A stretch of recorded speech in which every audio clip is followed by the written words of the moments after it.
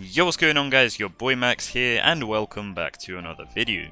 So in this video we're going to be talking about how to start your fights in Fortnite properly and how to deal more damage when starting your fights. And without any further ado, let's get right into it. So the first thing I want to mention to you guys is how important it really is to start your fights off properly. Starting your fight the right way can pretty much set you up with an advantage for the whole fight and can pretty much be the deciding factor on whether you win that fight or not. And that's because that extra damage you deal with your sniper or AR, as we're going to get into later, could pretty much knock off your opponent's shield completely and set you up for a cleanup with a shotgun up close, or it can actually grant you the full kill every now and again. People like Unknown Army, who are best known for their laser-like aim because they do play on controller, but also, you know, it does take a little bit of skill to aim on controller too.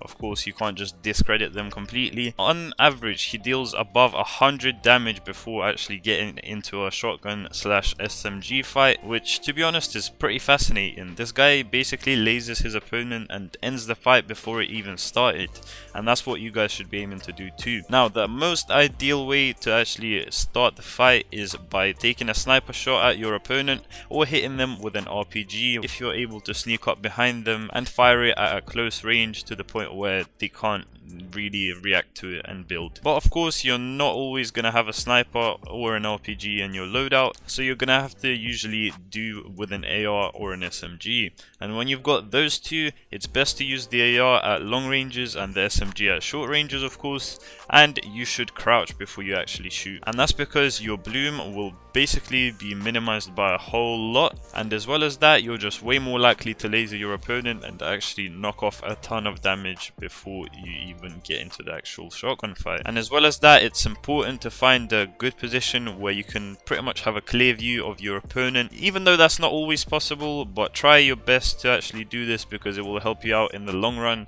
and you'll be able to pressure your opponent a whole lot easier. And talking about your positioning, it's also best to have an elevation because you're more likely to hit headshots that way too. However, once again, it's not always possible, but do try and find some positions where you have a high advantage over your opponent. Now, another ideal way to start the fight is when your opponent is farming or healing, and that's because they're quite likely to do that in the open.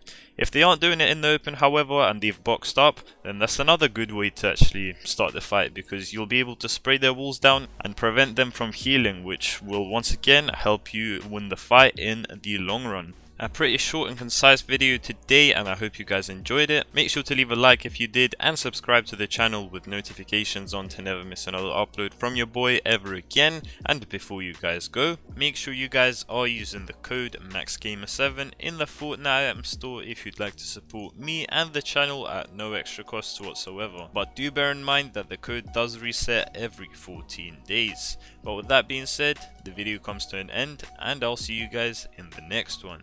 Peace.